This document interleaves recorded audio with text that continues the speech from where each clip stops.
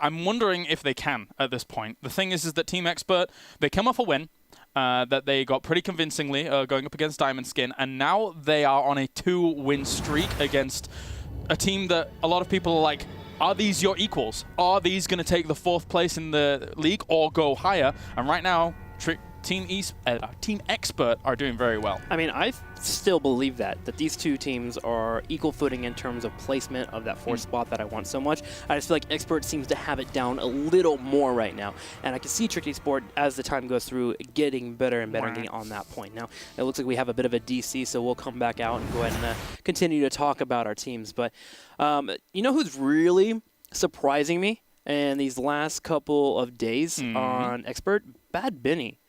I was looking at ADRD and Blade here. I look at those 2 players and I think, okay, these are the players and the rest are formed around it. But Bad Benny has been an absolute beast. Watching that Anubrak play, oh, my heart, it fluttered, man. It fluttered. That's the thing. It's like, we go into that game a little bit skeptical. Is a solo Anubrak going to work in a very strange world that is Europe? And apparently it did. Yeah. In part thanks to, the coordination of his team, having a Medivh there to help out as well. But he played a very good game behind that Anubrak. So, yeah, and a Cocoon. And a Cocoon. And a Cocoon. Best hero in Europe. That's what I'm going to say right there. Best player, because Bad Benny plays Cocoon. That's it. Okay, so Infernal Shrines. Expert again for you at home if you're just joining us. Welcome to the stream. Hopefully you've been enjoying the last couple of days. I know we have enjoyed this weekend so much here in HGC Europe. Team Expert is up 2 over Trick eSport with a 0 score. So, can we predict the future? Can it be ETC and Tassadar? Or do Trick eSport now say, okay, let's just give them ETC and then let's ban something else out? And it will be the Tychus. All right. Trick eSport taking out the Tychus. Expert will probably ban out Tassadar. That has not changed in any of the last few drafts, unless they're feeling sorry here for Trick eSport and want to give them an upper hand, and they are not. This is competition. We are here to win. Team Expert is going to be getting the ban. Trick eSport, do they move into Ragnaros? I feel like this is a battleground that you need Ragnaros on if he's available. Yes, he is picked up. Team Expert, though, Medivh suddenly still open. We saw it picked in the last game immediately.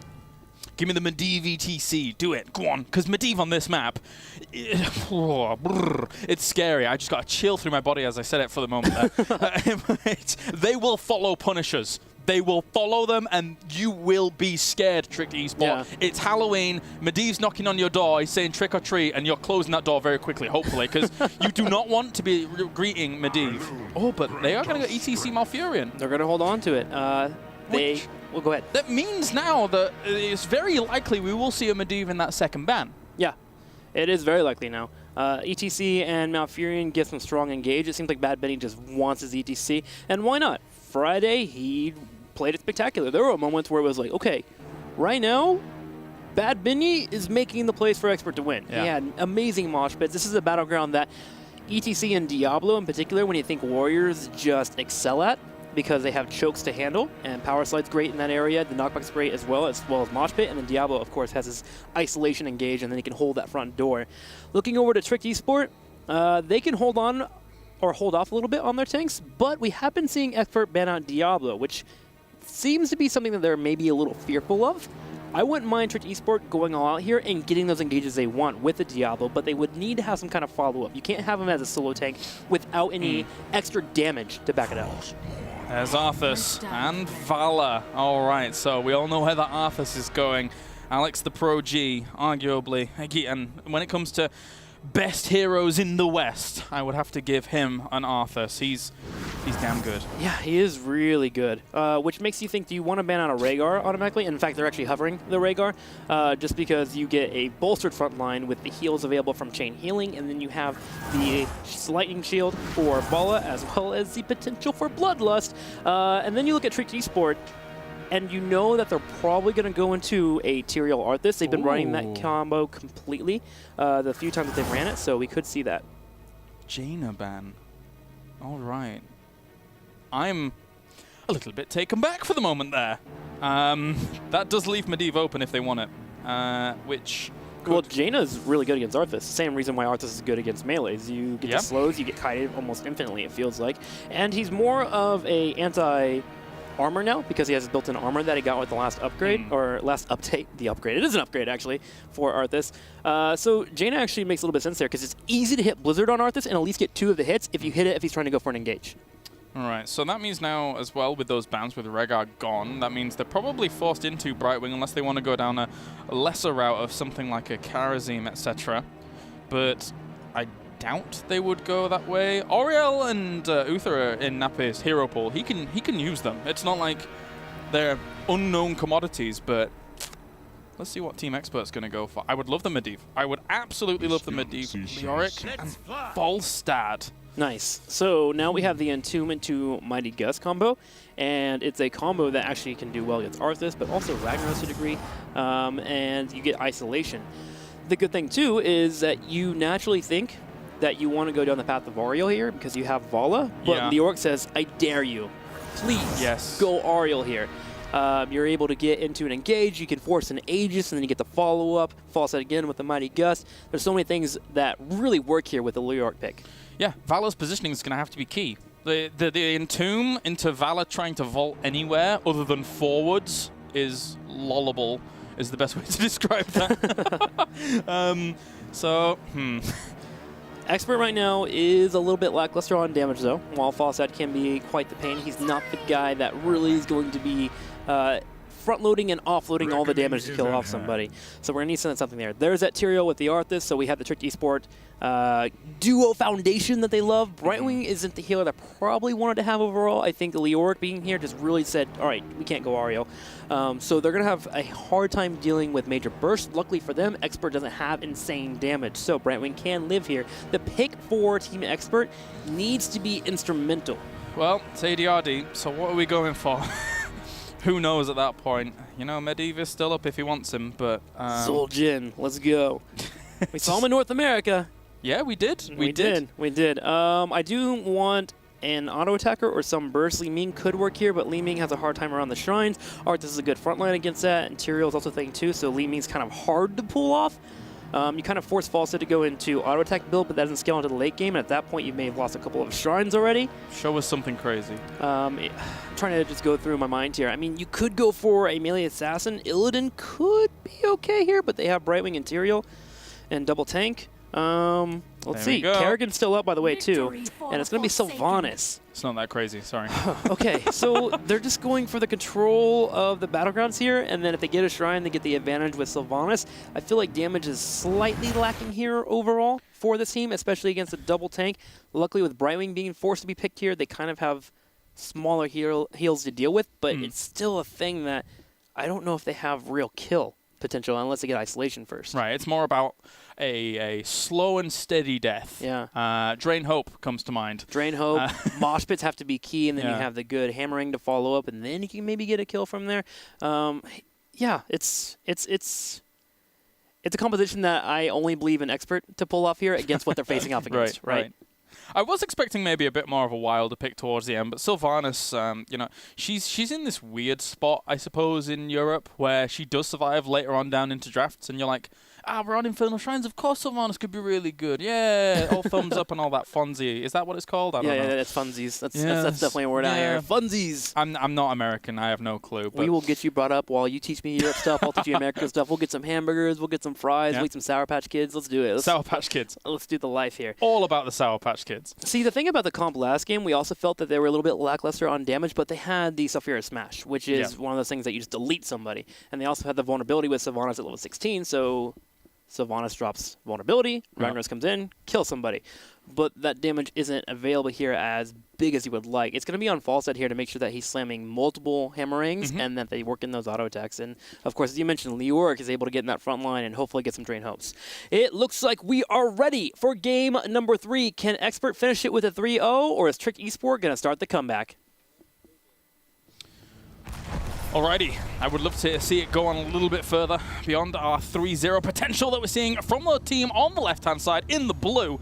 It is Team Expert, as we do have, not that gentleman, it will be ADRD on the Falstad. We have Nick going to be playing Sylvanas, Bad Benny on ETC, Curson on Malfurion, and finally Blade will be on Leoric.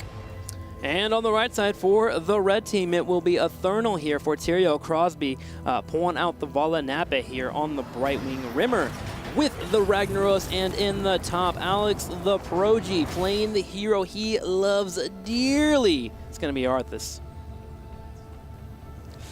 All right, so let's see how this is going to play out, obviously. Nick on the Sylvanas is something that is an interesting talking point to me. Don't get to see him quite as often playing on something like that. I'm normally seeing him on like the Tychus, on the Valor, on some other things if he gets kind of locked out of those spots. But so it's gonna be cool to watch him playing that out.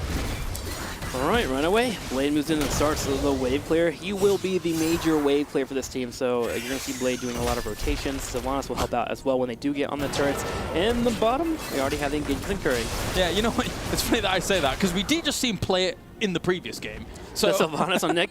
Yeah, he played it well. Yeah, he did. He had a solid Sylvanas. Yeah. He made sure to work in that tray. I mean, most of the time when you're playing Sylvanas and you're trying to judge how good of a Sylvanas player is, you see where they're getting their value in terms of turning off forts and their kiting potential.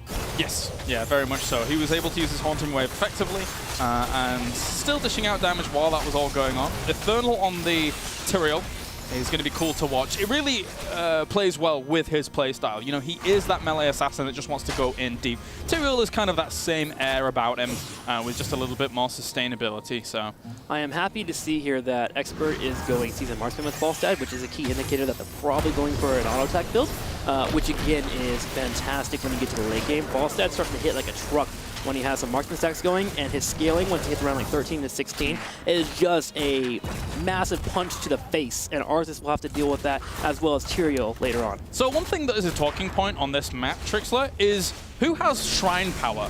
What do you think when you look at these compositions? Who has the better time on Shrine? I think if it goes for a long duration, I look at Expert. Yeah. Because they have Leoric, they can sacrifice a death, maybe get a trade-off. Oh, okay, eSports. Trick getting picked off there with Ragnaros being a tad bit on the aggressive side. Got to be careful there until Resilient Flame pops up. And that is actually a key indicator here for Team Expert to move in and start grabbing the shrines.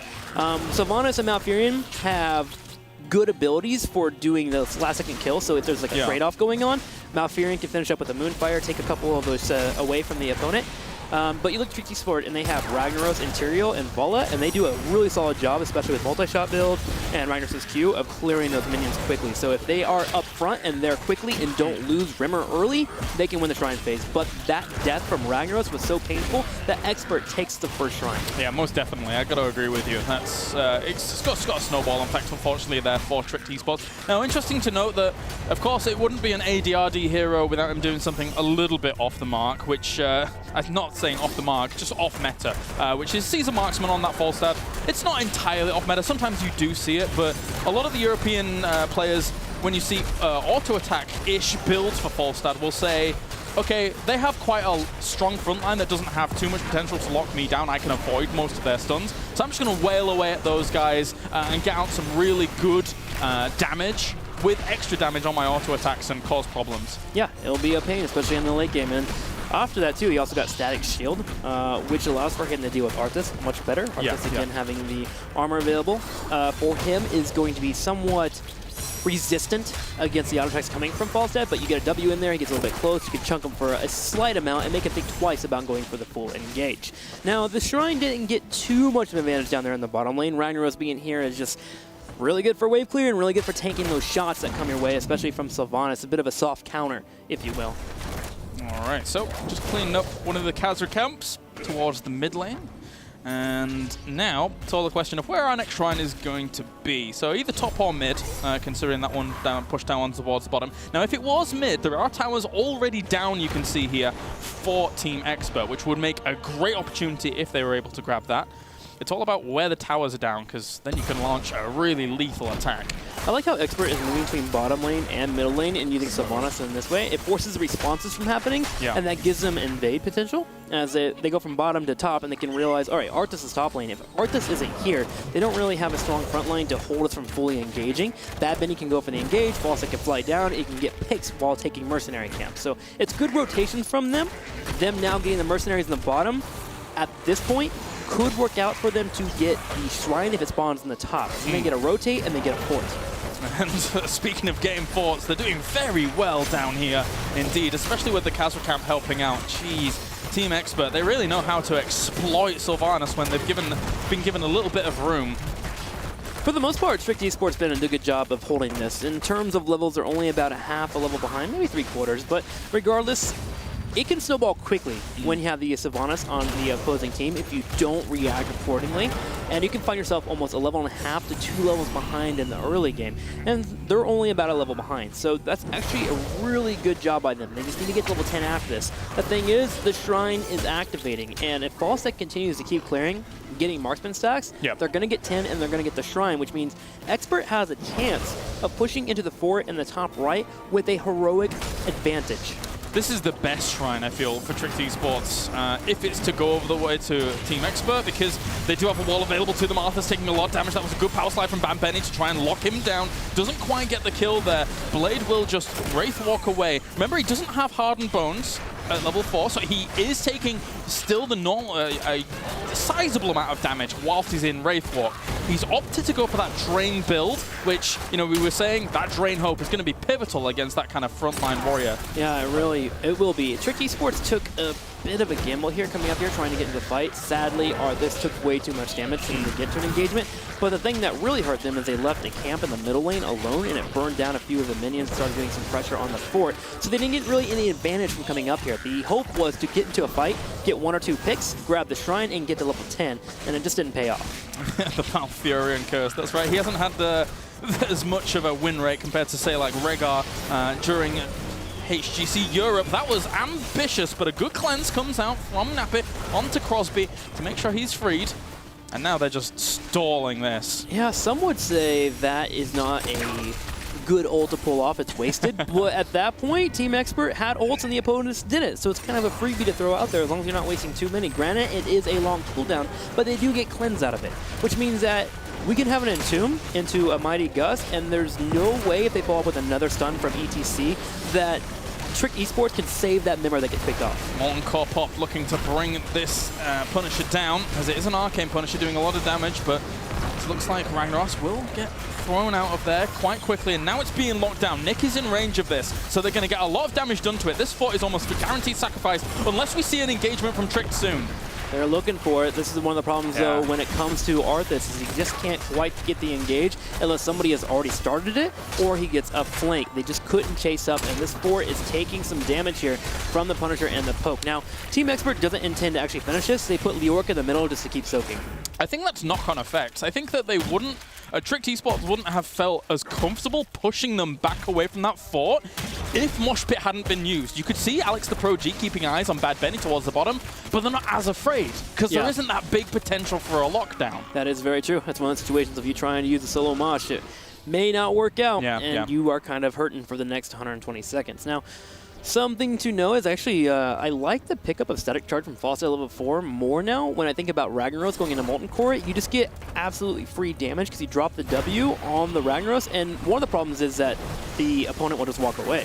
But Ragnaros can't walk away, so you actually get full value out of doing that, and you also get a shield procced up. So another nice pick there just to point out what we have there on Fawcett. A pickoff on Brightwing as you hear that Fairy Dragon just scream in death. You know, the funny thing is that actually Nappa did a great job of getting away from the Twilight Dream with a blink heal, but Blade was waiting in the wings to get him. Power slide? Oh my god, Valor gets blown up under the pressure of that, and that is going to be a wall, and this could be keep actually. If they push on without Valor there. That was quite the oopsie-daisy movement. Not realizing you have your support there for a cleanse. There goes the power slide into a Mosh. Isolations keep continuing here for Expert. Trick Esport looks like they may be falling apart here in game number 3. This keep with Sylvanas pushing in is guaranteed to go down. Oh my god, great pressure from them. And again, Sylvanas coming in towards the very end of the draft enables all of this. So it goes to show that she's still an absolute playmaker, but kudos to the rest of the team for catching the members when they did.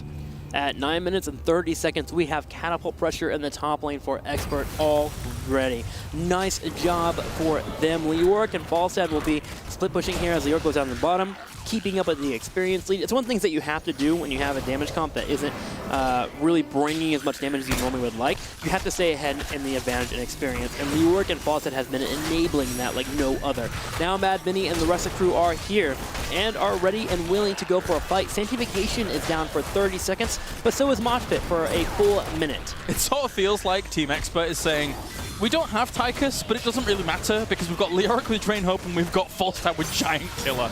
So any warrior that does step out of place here for Trick eSport is going to get heavily punished. Alex the Pro G is in the thick of things. He might be the target, and that is a good Entomb there to try and start things off, but a great Rain of Vengeance to counter the position. Good Entomb, but no major follow-up. This is where Falstad really starts to bring in the damage here with that Giant Killer that you were mentioning. You see a Thurnal there with 2 auto attacks, goes down to half health and W here. Bad Benny is retreating low on HP.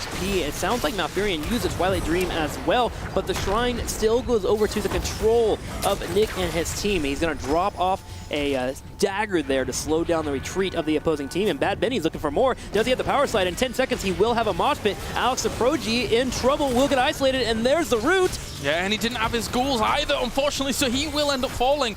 That's what we're talking about when it comes to the damage that they can put out against that, so ignore that. Yeah, this is the perfect play. Ignore the fort. It doesn't matter. It's going to die to a Punisher. They can't force the leap. So go to the wall, start bringing down this, and then try and get on another keep to extend your lead, Expert. Expert charges in, starts bringing out the Arcane, or the Punisher here. We already have Molten Core being popped, but they all just right-click Rimmer Baller down. Can they get the isolation? There's the Entomb. The power slide is still up here. He hasn't had to use it. A stun comes out. There's the power slide, and Rimmer is taken away here. 16-13 into levels, and the keep is dying. And that's going to be a mosh on towards the target as well, up towards the top. There was a small little move there that I'll elaborate on just later, but now they are looking for big, big damage here, Trick. Going straight for the core. 16 seconds before we have a Ragnaros, 23 seconds before we have a Vala. The damage is non-existent for Trick eSport. They're going to have a hard time holding this. It doesn't look like they can here. Nape working in every single auto attack he can, and that is the core falling 30, 20%, 10%, 0%. GG, Team Expert wins the series 3-0. We asked the question at the beginning of the series, who out of these two teams will solidify themselves as a 4th strong spot here in HGC Europe and potentially move on to challenge for those top 3 spots?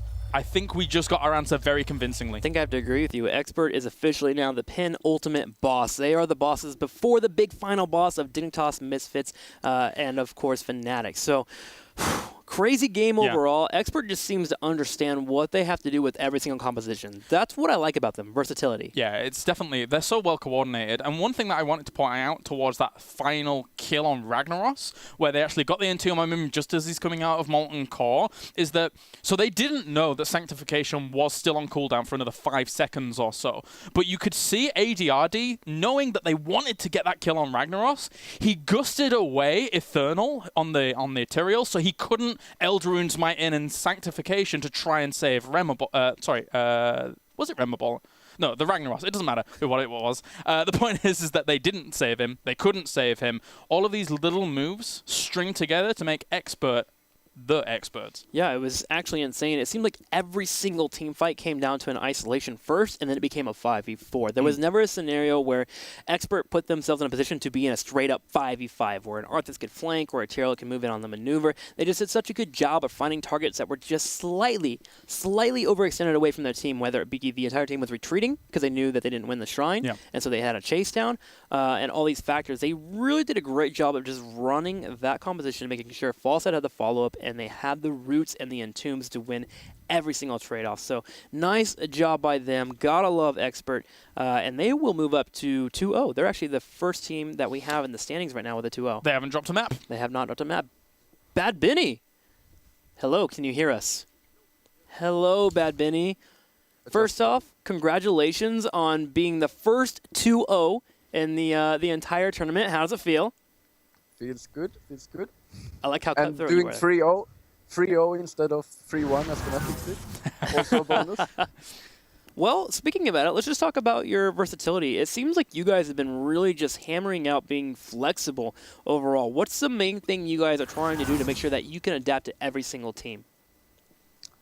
To be honest, we don't really care about the other teams. We care about us. Like, we want to be Sure. able to play anything. So everyone just practice everything. Like, they should be able to play their heroes, so we can draft whatever is needed, whatever ADRD thinks is best, basically.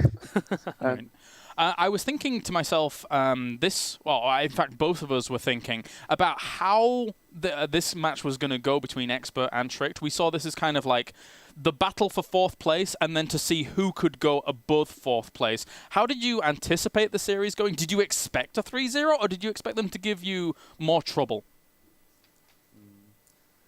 I think that if we dropped a game, it would have maybe been like 3-2 or like been much closer. But since we had the momentum, we were able to like steamroll through. Right. I think they're very good, but our drafting is way superior, and that's why we're winning. Okay. Like a big reason, at least. Bad Benny, thank you so much for joining us. Congratulations on being 6-0, actually, because you guys did well against Diamond Skin as well. You guys are wonderful, and we'll see you next time. Awesome, guys. That's going to be HGC Europe for the first match. We're getting ready for the second series of the day, the one that everyone's been talking about, Misfits taking on Fnatic. I can't wait for it. How about you, Kalaris? Me neither. Again, this is going to be my highlight of the week across all regions. Fnatic going up against Misfits. Tell everybody to tune in. Yeah, make sure you're tweeting it out. Let everyone know on HGC. Use the hashtags, all that fun stuff. For me, I think immediately, I think it's going to go to Game 5, no matter what. I feel like these two teams are just so fist and fist, right? They're just going to punch into each other. They're such great haymakers when it comes down to it. But let's go ahead and look at our standings and see where everyone is currently residing in the entire setup here. So, with, actually, let's check out the schedule here. Trick eSport taking on Team Expert. We saw that just occur. A 3-0 victory here for Team Expert. Congratulations to them. Now, coming up at 11:30 a.m. Pacific Standard Time, 8:30 p.m. CET, Misfits Fnatic, the match that Kalaris and I were just talking about. And then later on for North America, if you guys want to hang around, grab some pizza, and hang out for more games, B-Step and Team 8 will be facing off Team Naventic, Gale Force eSports. We'll have Dread and Gilly covering those games for you. But I just want to get into the next match. That's all I care about right now in my small life right now. I want Misfits and Fnatic. I want to sink my teeth into it. To plant the seed before we end up going to a break and waiting for these teams to get ready, this is the match that denied Misfits going to BlizzCon. When they were playing in the European regionals over at Gamescom, Fnatic denied them in the very last map in that last series from going to BlizzCon. A tournament that Misfits was hungry for, a tournament that Misfits thought that they deserved to be at because of their strength and power in the European scene. So they're going to want revenge. Oh, they are definitely going to want that redemption. They've already mentioned it before in past interviews. We'll talk about it more as we go into the series. But for today, the highlights so far for what we've seen here in the HGC. Here we are. Just waiting on the edge of those routes. That's you. And we'll move away. I remember this entire fight. They just turn it around so well here. Tricked eSport and Team Expert floating around. Watch where Eternal here tries to go for the swap in, and then this causes absolute breakdown very, very soon. So tries to go in, swap, doesn't swap them over the wall, unfortunately for him. It's like a little bit out of tandem, and then it all melts down from there. Yeah, unfortunately, and there was the ADRD follow-up with the damage there from Ragnaros. The AoE so strong in the area, and Alex Aproji just a little too late coming off the death spawn, and that was a kill there on all of Team Expert. They really felt like they wanted to do something, or had to do something, I think, during all of that. And what else is going on here? This was a fight where it was the boss. It was a 3v5. Yes. And we had, in the bottom left, Eternal was just going off on Zeratul, taking out Nick. It felt like this is the one moment, actually, of Team Expert that kind of felt like uncoordinated and off. None of the three members down towards that bottom corner knew whether they wanted to fight or escape through a portal. Yeah. So they were always just taking massive AoE damage there from even just a Dahaka, which can do big AoE damage, and then, yeah, kind of crumbled there. Well, if you enjoyed those highlights, make sure to check it all out on our YouTube. We've been, of course, showing everything there. HeroesTheStorms.com/esports. You can find everything about the HGC. We'll be back with our next match after this commercial break.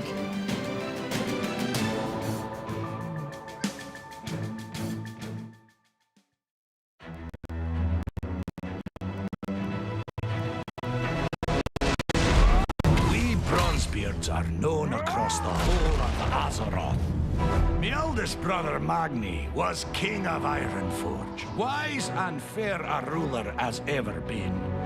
And Bran, well, he's a renowned explorer, always finding secrets. Being written about in Explorers League Geographic. With brothers like that, I'd feel a wee bit overshadowed. If I didn't kick so much ass!